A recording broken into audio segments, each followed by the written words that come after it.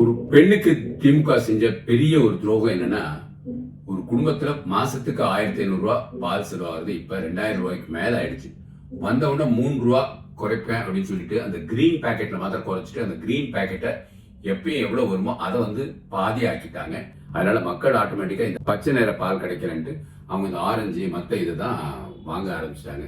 எப்படியோ ஆவின்குள்ள பால் வரணும் அப்படிங்கிறதுக்காக மக்களை ஏமாத்தி உள்ள வந்துட்டாங்க. ஸோ ஒவ்வொரு குடும்பமும் கரண்ட்டுக்காக எக்ஸ்ட்ரா கட்டுறதோட பாலுக்கும் வந்து போன 5 ஆண்டுகள்ல வந்து அவங்களோட எக்ஸ்பென்ஸ் வந்து ரொம்ப ஜாஸ்தியாயிருச்சு. ஸோ நடுத்தர மக்கள் வந்து ஆட்டோமேட்டிக்கா இந்த ஓட்டுக்கு காசு வாங்காத கும்பல் தவிர பாக்கி இருக்கும் யாருமே திமுகவுக்கு ஓட்டு போட மாட்டாங்க. திமுக கூட்டணி வந்து அப்படியே அழியறதுக்குள்ள காலகட்டம் இந்த 5 ஆண்டு. ஏன்னா கடன் சுமை ரொம்ப ஜாஸ்தியாயிருச்சு.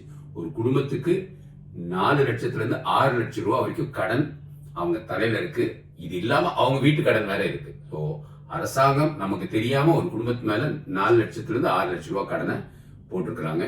இப்பப்ப பிறக்க போற குழந்தைக்கு அவங்க பிறக்கும் போதே ஒரு கடங்கார குழந்தையா பிறக்கிற மாதிரி ஒரு தமிழகத்தை மாத்தி வச்சிருக்கிறாங்க. இதை மாத்தியே ஆகணும். வாழ்க பாரதம், வாழ்க தமிழ், ஒளிரட்டும் தமிழகம்.